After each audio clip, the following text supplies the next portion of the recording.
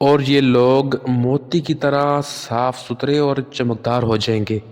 ان کی گردنوں میں سونے کے پٹے پڑے ہوئے ہوں گے جن سے جنتی ان کو پہچانیں گے کہ یہ لوگ جہنم کی آگ سے اللہ تعالیٰ کے آزاد کردہ ہیں۔ بسم اللہ الرحمن الرحیم۔ السلام علیکم ورحمۃ اللہ وبرکاتہ۔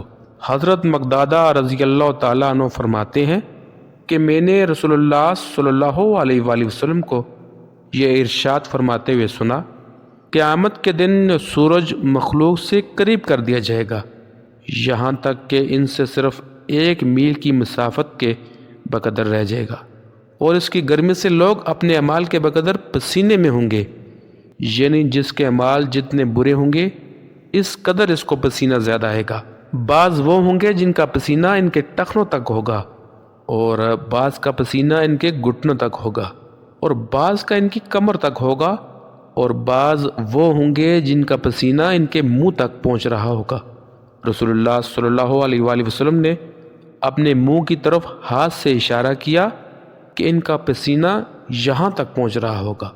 حضرت ابو ہریرہ رضی اللہ تعالیٰ عنہ سے روایت ہے کہ رسول اللہ صلی اللہ علیہ وآلہ وسلم نے ارشاد فرمایا، قیامت کے دن لوگ 3 قسموں میں اٹھائے جائیں گے: پیدل چلنے والے، سوہار، منہ کے بل چلنے والے۔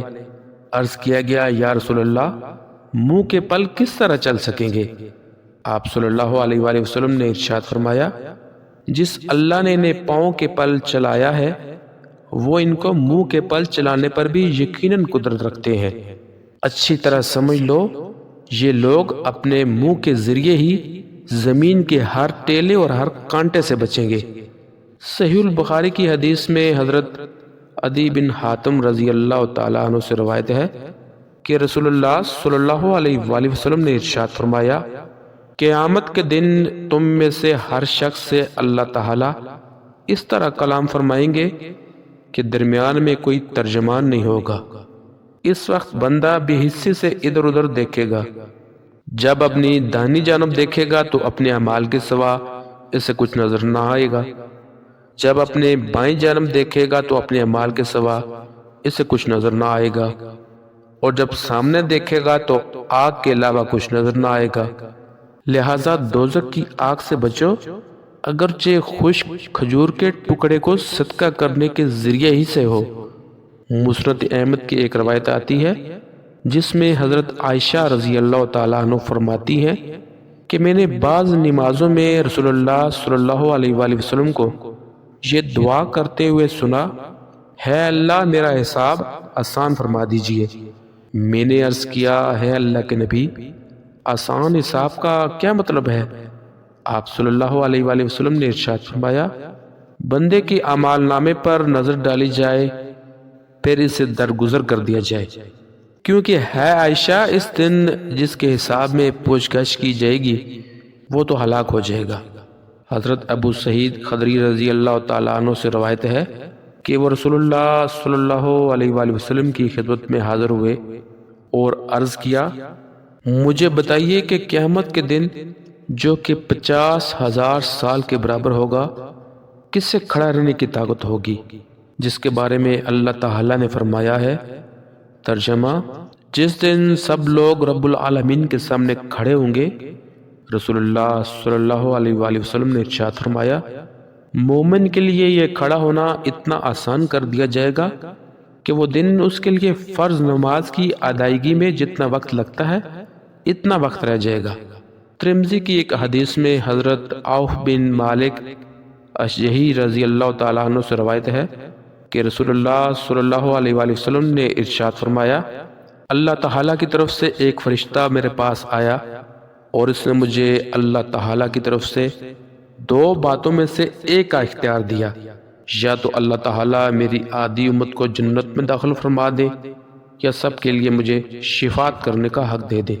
تو میں نے حق شفاعت کو اختیار کر لیا تاکہ سارے ہی مسلمان اس سے فائدہ اٹھا سکے، کوئی محروم نہ رہے۔ چنانچہ میری شفاعت ہر اس شخص کے لیے ہوگی جو اس حال میں مرے کہ اللہ تعالیٰ کے ساتھ کسی کو شریک نہ کرتا ہو۔ حضرت انس بن مالک رضی اللہ تعالیٰ عنہ فرماتے ہیں کہ رسول اللہ صلی اللہ علیہ وآلہ وسلم نے ارشاد فرمایا، گناہ کبیرہ کرنے والوں کے حق میں میری شفاعت صرف میری امت کے لوگوں کے لیے مخصوص ہوگی، دوسری امت کے لوگوں کے لیے نہیں ہوگی۔ صحیح البخاری میں ایک روایت آتی ہے جس میں حضرت انس بن مالک رضی اللہ تعالی عنہ فرماتے ہیں کہ رسول اللہ صلی اللہ علیہ وآلہ وسلم نے ارشاد فرمایا، جب قیامت کا دن ہوگا تو پریشانی کی وجہ سے لوگ ایک دوسرے سے باگے باگے پھریں گے، چنانچہ حضرت آدم علیہ السلام کے پاس جائیں گے اور ان سے عرض کریں گے کہ آپ اپنے رب سے ہماری شفاعت کر دیجئے۔ وہ فرمائیں گے میں اس کا اہل نہیں، تم ابراہیم علیہ السلام کے پاس جاؤ، وہ اللہ تعالیٰ کے دوست ہیں، یہ ان کے پاس جائیں گے اور وہ فرمائیں گے میں اس کا اہل نہیں، لیکن تم موسیٰ علیہ السلام کے پاس جاؤ، وہ کلیم اللہ یعنی اللہ تعالیٰ سے باتیں کرنے والے ہیں، یہ ان کے پاس جائیں گے، وہ بھی فرمائیں گے میں اس کا اہل نہیں، لیکن تم عیسیٰ علیہ السلام کے پاس جاؤ، وہ روح اللہ اور کلمت اللہ ہیں۔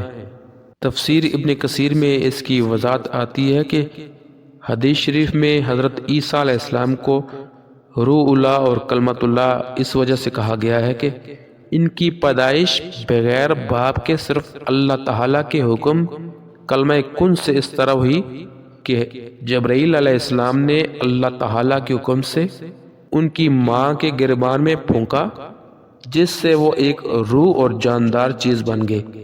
یہ ان کے پاس جائیں گے، وہ بھی فرمائیں گے کہ میں اس کا اہل نہیں، البتہ تم حضرت محمد صلی اللہ علیہ وآلہ وسلم کے پاس جاؤ، چنانچہ وہ لوگ میرے پاس آئیں گے، میں کہوں گا بہت اچھا، شفاعت کا حق مجھے حاصل ہے۔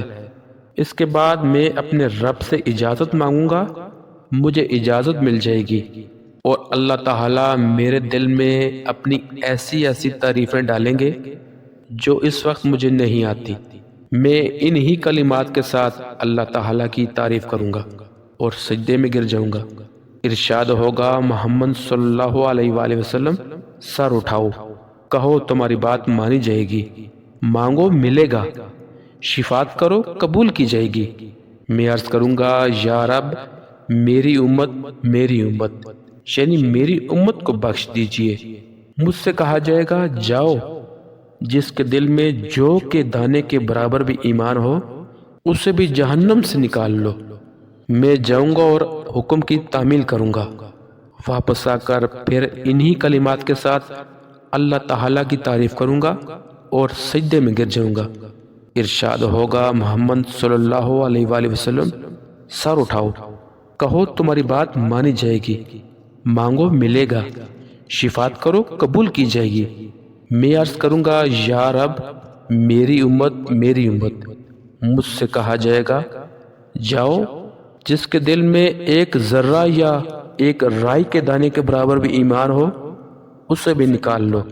میں جاؤں گا اور حکم کی تعمیل کروں گا، واپس آ کر پھر انہی کلمات کے ساتھ اللہ تعالیٰ کی تعریف کروں گا اور سجدے میں گر جاؤں گا۔ ارشاد ہوگا محمد صلی اللہ علیہ وآلہ وسلم، سر اٹھاؤ، کہو تمہاری بات مانی جائے گی، مانگو ملے گا، شفاعت کرو قبول کی جائے گی۔ میں عرض کروں گا یا رب میری امت مجھ سے کہا جائے گا جاؤ، جس کے دل میں ایک رائی کے دانے سے بھی کم تر ایمان ہو اسے بھی نکال لو۔ میں جاؤں گا اور حکم کی تعمیل کر کے چوتھی مرتبہ پھر واپس آؤں گا اور پھر انہی کلمات کے ساتھ اللہ تعالیٰ کی تعریف کروں گا۔ ارشاد ہوگا محمد صلی اللہ علیہ وآلہ وسلم، سر اٹھاؤ، کہو تمہاری بات مانی جائے گی، مانگو ملے گا، شفاعت کرو قبول کی جائے گی۔ میں عرض کروں گا میرے رب مجھے ان کے نکالنے کی بھی اجازت دیجیے جنہوں نے کلمہ لا الہ الا اللہ پڑھا ہو۔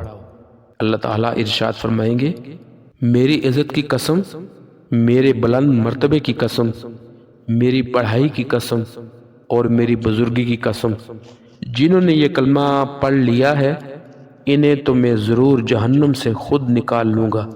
صحیح مسلم کی حدیث میں حضرت ابو سعید خدری رضی اللہ تعالیٰ عنہ کی حدیث میں اس طرح ہے کہ چوتھی مرتبہ آپ صلی اللہ علیہ وآلہ وسلم کی بات کے جواب میں اللہ تعالیٰ ارشاد فرمائیں گے، فرشتے بھی شفاعت کر چکے، انبیاء علیہ السلام بھی شفاعت کر چکے اور مومنین بھی شفاعت کر چکے، اب ارحم الراحمین کے علاوہ اور کوئی باقی نہیں رہا۔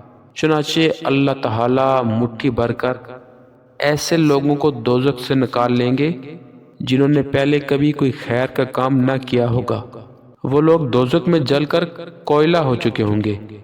جنت کے دروازوں کے سامنے ایک نہر ہے جسے نہر حیات کہا جاتا ہے۔ اللہ تعالیٰ اس میں ان کو ڈال دیں گے، وہ اس میں فوری طور پر تر و تازہ ہو کر نکل آئیں گے، جیسے دانہ سیلاب کے کوڑے میں پانی اور کھاد ملنے کی وجہ سے فوری اگاتا ہے، اور یہ لوگ موتی کی طرح صاف ستھرے اور چمکدار ہو جائیں گے۔ ان کی گردنوں میں سونے کے پٹے پڑے ہوئے ہوں گے جن سے جنتی ان کو پہچانیں گے کہ یہ لوگ جہنم کی آگ سے اللہ تعالیٰ کی آزاد کردہ ہیں۔ انہیں اللہ تعالیٰ نے بغیر کسی نیک عمل کیے ہوئے جنت میں داخل کر دیا ہے۔ پھر اللہ تعالیٰ ان سے فرمائیں گے، جنت میں داخل ہو جاؤ، جو کچھ تم نے جنت میں دیکھا وہ سب تمہارا ہے۔ وہ کہیں گے، ہمارے رب، آپ نے ہمیں وہ کچھ عطا فرمایا جو دنیا میں کسی کو نہیں دیا۔